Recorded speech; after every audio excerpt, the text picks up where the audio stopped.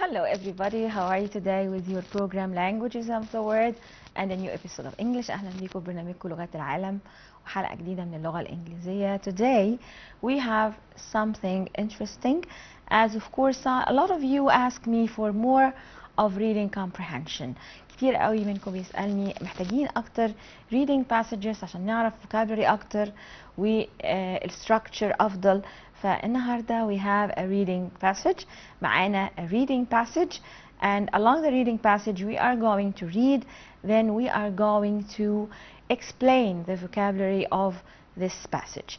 هنقرا النهارده سوا وهنوضح معاني الفوكابلري، هنشوف مع بعض ال structures of sentences وازاي الجمل مع بعض برضو بتتكون، يعني شوية grammar بس مش clear grammar، مش grammar صريح لكن within the passage. So let us start with our first reading passage 1. Let us start with that.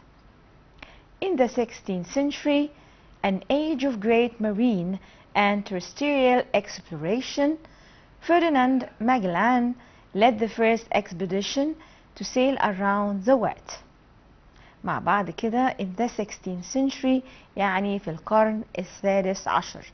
طبعا كلمة century اللي هو القرن اللي هو 100 عام. An age of great marine and terrestrial exploration. عصر، هنا age مش بمعنى عمري the age يعني my age، لا هنا بمعنى عصر. ال great terrestrial and marine. marine هنا بمعنى بحري، terrestrial يعني بري. فلما اتكلم عن بحري وبري بقول marine and terrestrial. exploration طبعا استكشافات، حصل في العصر ده استكشافات بحرية marine و terrestrial يعني برية. Ferdinand Magellan led the first expedition. قاد أول رحلة استكشافية. كلمة expedition يعني رحلة استكشافية. الحقيقة كلمة رحلة في اللغة العربية هي كلمة رحلة، ممكن تبقى بقى رحلة مع مدرسة، رحلة بنقوم بيها في أجازة، رحلة استكشافية. لكن في الإنجليش الحقيقة كلمة رحلة ليها كذا معنى. يعني عندنا مثلا trip، دي رحلة لو احنا رايحين رحلة مثلا هتاخد مثلا 10 أيام ولا حاجة. عندنا journey اللي هي رحلة في وسيلة مواصلات معينة، يعني journey في مثلا في سفينة، في طيارة. عندي كمان عندي picnic اللي هي نزهة. عندي اللي هي expedition like this اللي هي رحلة استكشافية أو رحلة بغرض علمي. To sail around the world يعني للإبحار حول العالم. As a young Portuguese noble, he served the king of Portugal, but he became involved in the quagmire of political intrigue at court and lost the king's favor. يعني وهو شاب، هو طبعا من البرتغال، من النبلاء، كان بيخدم الملك، لكن الحقيقة تورط involved يعني يتورط. he became involved in the quagmire of political intrigue. political intrigue يعني في زي مؤامرة، مكائد سياسية. at court في الكورت هنا اللي هو البلاط الملكي، تورط في مؤامرات political سياسية intrigue مكائد at court البلاط الملكي and lost the king's favor يعني وفقد اهتمام الملك أو ما أصبحش من المقربين للملك. After he was dismissed from service by the king of Portugal, dismissed يعني اتطرد من الخدمة dismissed, he offered to serve the future emperor Charles V of Spain. راح لملك أسبانيا تشارلز V وعرض عليه خدماته. طبعا الفي ديا باللاتيني يعني رقم 5، نخلي بالك. A papal decree of 1493 had assigned all land in the New World west of 50 degrees W longitude to Spain and all the land east of that line to Portugal. يعني كان في معاهدة decree معاهدة بابال كانت محددة assigned all land in the New World West كل الأراضي في New World West 50 درجة خط طولي لأسبانيا، والأرض الإيست of that line والأرض اللي بتقع شرق ذلك كانت للبرتغال. Magellan offered to prove that the East Indies fell under Spanish authority وماجلان حب ان هو يثبت ان الايست انديز، المنطقة شرق الانديز، تحت السلطة الاسبانية Spain Authority اللي هي السلطة الاسبانية. On September 20, 1519 ماجلان set sail from Spain. set sail يعني أبحر من أسبانيا with 5 ships.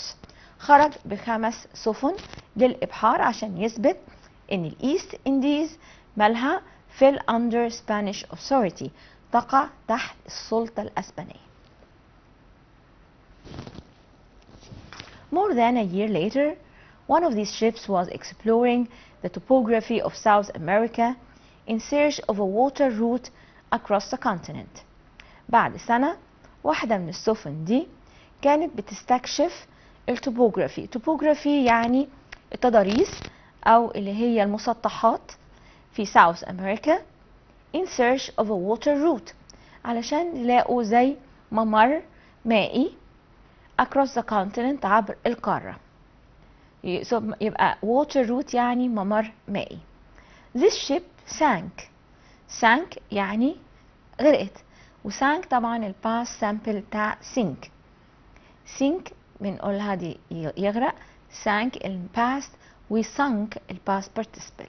This ship sank، السفينة غرقت، but the remaining 4 ships searched along the southern peninsula of South America. لكن ال4 سفن الباقية قعدوا يدوروا حول أو بطول شبه الجزيرة الجنوبية. peninsula اللي هي ما تعتبرش island، مش جزيرة كاملة لكنها شبه جزيرة، طبعا مش بتبقى محاطة تماما بالماء. Finally, they found the passage they sought near 50 degrees south latitude. أخيرا وجدوا الممر المائي ده اللي هو الوالتر روت في في درجة 50 طول خط طول. ماجلان named this passage the Strait of All Saints. وماجلان سمى الممر المائي ده بمضيق كل القديسين. Strait اللي هو المضيق، All Saints اللي هم كل القديسين. But today it is known as the Strait of Magellan. لكن حاليا هو اسمه مضيق ماجلان. يبقى Strait بمعنى مضيق. Of course, if you are studying geography, you will know what I'm talking about. One ship deserted while in this passage and returned to Spain. في الرحلة الاستكشافية دي سفينة منهم خرجت بره المسار ورجعت على أسبانيا. So fewer sailors were privileged to gaze at the first panorama of the Pacific Ocean. وبكده قليل قوي من البحارة اللي كان ليهم الميزة انهم ينظروا بإعجاب على أول بانوراما للمحيط الهادي. يبقى where fewer sailors were privileged. privilege يعني له الميزة أو له الفيفر أو إن هو تميز بشيء. to gaze يعني بحلق. at the first panorama. panorama يعني صورة كاملة أو view كامل of the Pacific Ocean. Pacific Ocean اللي هو المحيط الهادي. Those who remained crossed the meridian now known as the international dateline in the early spring of 1521 after 98 days on the Pacific Ocean. During those long days at sea, وأثناء الأيام الطويلة دي في البحر, many of Magellan's men died of starvation and disease. طبعا الرحلة طويلة جدا ومرهقة، فكتير من الرجالة اللي راحوا مع ماجلان ماتوا يا إما من الجوع يا إما من الأمراض. Later, Magellan became involved in an insular conflict in the Philippines. بعديها ماجلان تورط involved قلنا برضو تاني تورط في حرب داخلية في الفلبين أو صراع داخلي في الفلبين and was killed in a tribal battle. ومات في معركة ما بين القبائل. Only one ship and 17 sailors under the command of the Basque navigator Elcano survived. ومن الرحلة الاستكشافية دي ما فضلش غير سفينة واحدة فيها 17 بحار 17 sailors تحت قيادة under the command of the Basque navigator.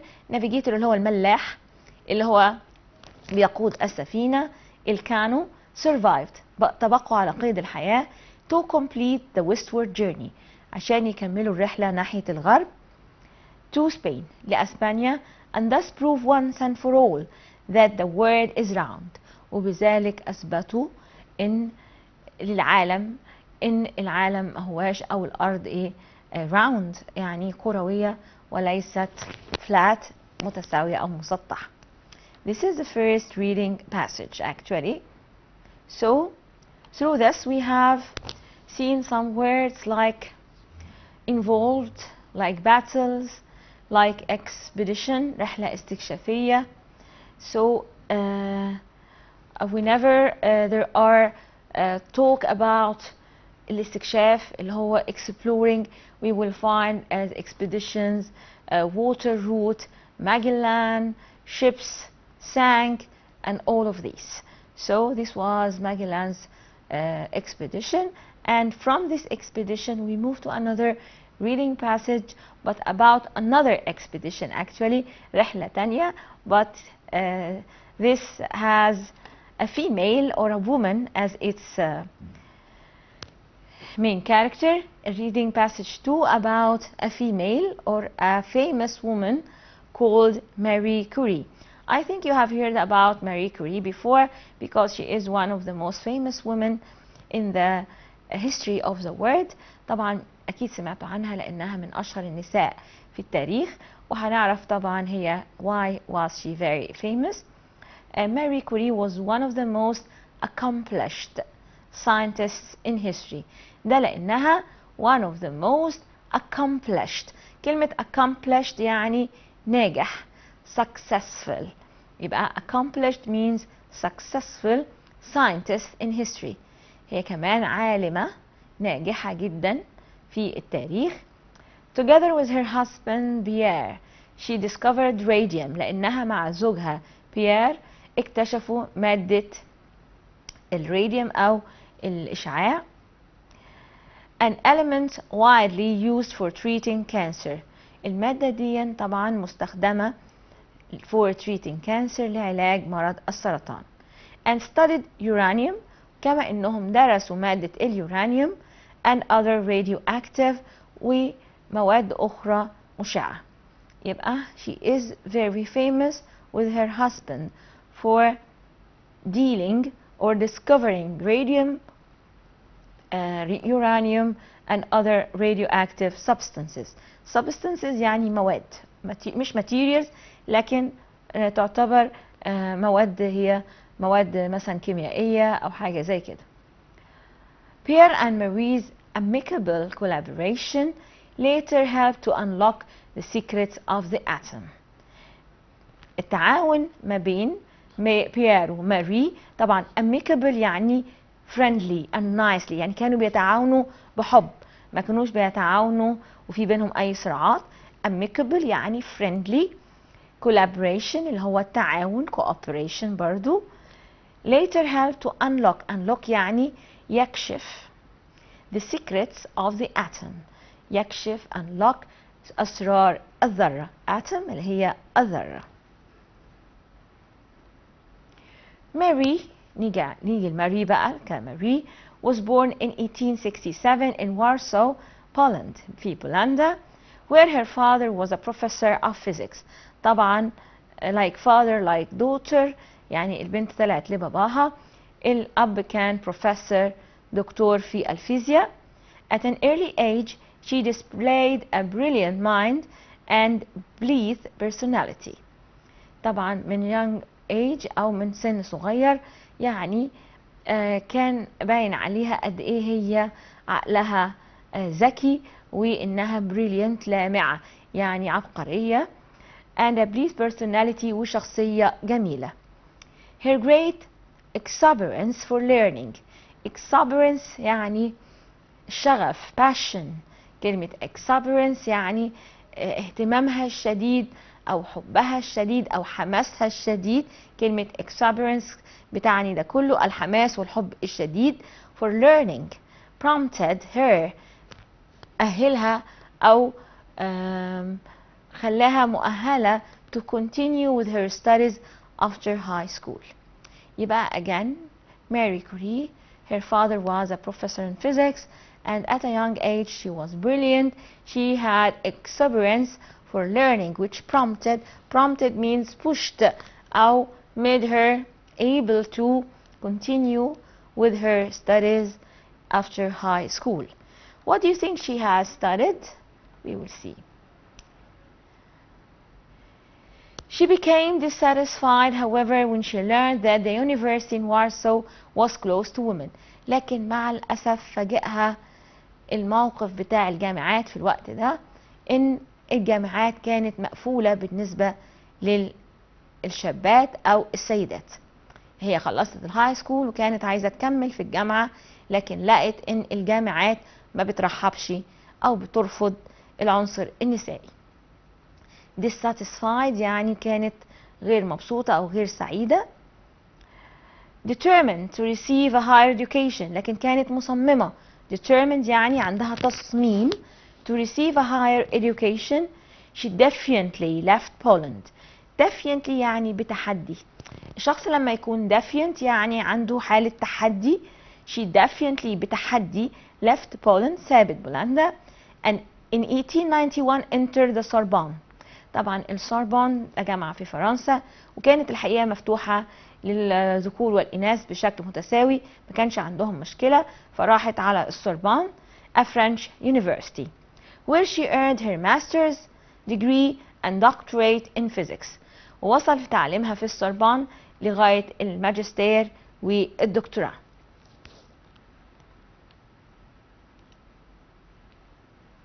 Marie was fortunate to have studied at the Sorbonne with some of the greatest scientists of her day. كانت ماري fortunate يعني محظوظة lucky لأنها كانت بتدرس في السوربون مع ناس من أعظم العلماء في الوقت ده. One of whom was Pierre Curie ومنهم كان بيير كوري. Mary and Pierre were married in 1895 والحقيقة تطورت علاقتهم وتزوجوا and spent many productive years working together in the physics laboratory. وقضوا سنين كتيرة مع بعض بيشتغلوا في المعمل الفيزياء. طبعا كانت years دي very productive يعني سنوات منتجة جدا أو ناجحة في عملهم مع بعض في معمل الفيزيكس أو الفيزياء. A short time after they discovered radium وأول ما اكتشفوا الراديوم بعديها بفترة قصيرة Pierre was killed by a horse-drawn wagon in 1906.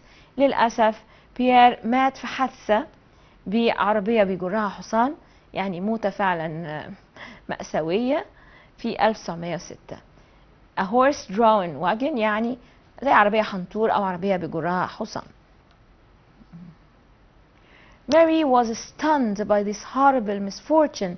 طبعا ماري جالها صدمة stunned اتصدمت by this horrible بشع misfortune حظ سيء. تم يعني اندهشت جدا أو اصطدمت من سوء الحظ البشع ده and endured heartbreaking anguish. endured تحملت heartbreaking anguish يعني حزن فظيع أو عميق. heartbreaking يعني يكسر القلب. يبقى عندي هنا كذا كلمة صعبة شوية. stunned يصطدم، horrible بشع، heartbreaking يعني يفطر القلب يعني، و anguish يعني حزن عظيم، وطبعا عندي endure يتحمل.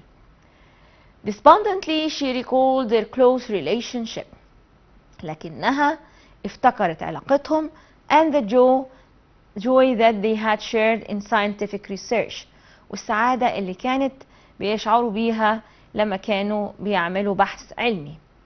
despondently يعني بقليل من الأمل أو بشيء من الأمل ابتدت إنها تفتكر. recall يعني يتذكر حاجة منسية. recall their close relationship علاقتهم المقربة. The fact that she had two young daughters to raise by herself greatly increased her distress.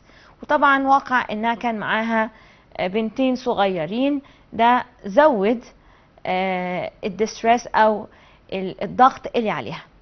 So the fact that she had 2 young daughters to raise by herself، طبعا بنتين وهي المفروض تربيهم لوحدها زود her distress، حزنها او الضغط عليها.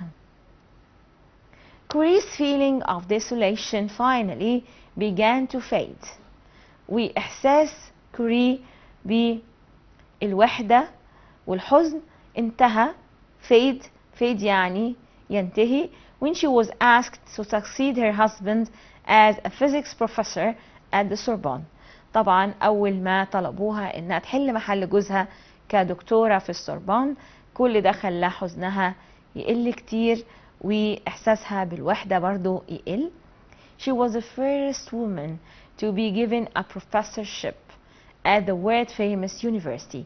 وبكده كانت أول امرأة تبقى دكتورة في الجامعة في العالم، في أكتر الجامعات شهرة هي السوربون. In 1911 she received the Nobel Prize in Chemistry for isolating radium. و 1911 حصلت على نوبل برايز أو جائزة نوبل في الكيمياء في فصل ذرات الراديوم تقريبا. isolating يعني يفصل، والراديوم طبعا زي ما قلنا. Although Marie Curie eventually suffered a fatal illness from her long exposure to radium, she never became disillusioned about her work. ورغم ان ماري كوري للأسف eventually يعني في النهاية at the end suffered a fatal illness. كانت بتعاني من مرض fatal مميت يعني ملهوش علاج from her long exposure بسبب تعرضها الطويل للراديوم. طبعا دي حاجات مشعة، فتعرضها الكتير للراديوم أدى إلى أن أصيبت بمرض يعني مميت، لكن عمرها ما ده يعني أضعف عزيمتها أو أضعف اهتمامها بشغلها. regardless of the consequences. regardless يعني بغض النظر، كلمة regardless يعني بغض النظر عن العواقب. consequences يعني العواقب. she had dedicated herself. dedicated يعني كرست كل مجهودها. dedicated herself to science للعلم and to revealing the mysterious of the physical world. يعني كرست نفسها للعلم وإنها تكشف revealing the mysteries الغموض of the physical world لعالم الفيزياء. طبعا a very nice dedicated character and she deserved of course the Nobel Prize. تستاهل النوبل برايز اللي أخدتها كست عظيمة جدا في مجال المفروض إن هو مجال الرجال، لكنها كانت قدها وحصلت على جائزة نوبل. Now with a documentary about Marie Curie. Shared his lab and his heart with her, but she longed to be back in Poland. Upon her return to Warsaw, though, she found that securing an academic position as a woman remained a challenge. All was not lost. Back in Paris, the lovelorn Pierre was waiting, and the pair quickly married and became a formidable scientific team. Another physicist's work sparked Marie Curie's interest. In 1896, Henri Becquerel discovered that uranium spontaneously emitted a mysterious X-ray-like radiation that could interact with photographic film. Curie soon found that the element thorium emitted similar radiation. Most importantly, the strength of the radiation depended solely on the element's quantity and was not affected by physical or chemical changes. This led her to conclude that radiation was coming from something fundamental within the atoms of each element. The idea was radical and helped to disprove the long-standing model of atoms as indivisible objects. Next, by focusing on a super radioactive ore called pitchblende, the Curies realized that uranium alone couldn't be creating all the radiation. So, were there other radioactive elements that might be responsible? In 1898, they reported 2 new elements: polonium, named for Marie's native Poland, and radium, the Latin word for ray. They also coined the term radioactivity along the way. By 1902, the Curies had extracted 1/10 of a gram of pure radium chloride salt from several tons of pitchblende, an incredible feat at the time. Later that year, Pierre Curie and Henri Becquerel were nominated for the Nobel Prize in Physics, but Marie was overlooked. Pierre took a stand in support of his wife's well-earned recognition. And so both of the Curies and Becquerel shared the 1903 Nobel Prize, making Marie Curie the first female Nobel laureate. Well-funded and well-respected, the Curies were on a roll. But tragedy struck in 1906 when Pierre was crushed by a horse-drawn cart as he crossed a busy intersection. Marie, devastated, immersed herself in her research and took over Pierre's teaching position at the Sorbonne, becoming the school's first female professor. Her solo work was fruitful. Well, Marie Curie, as we said, she was a great person who accomplished a lot of things, and she didn't mind at all having a disease because of her work. يعني من الشخصيات فعلا اللي تستاهل النوبل برايز ما همهاش ان جالها مرض مميت بسبب شغلها، واستمرت لتصبح ماري كوري the first female who worked as a professor in the most famous university and the first woman to take the Nobel Prize. أول امرأة تحصل على جائزة نوبل. This was a very nice episode with you. Thank you for being with me. Till I see you again. Have a nice day.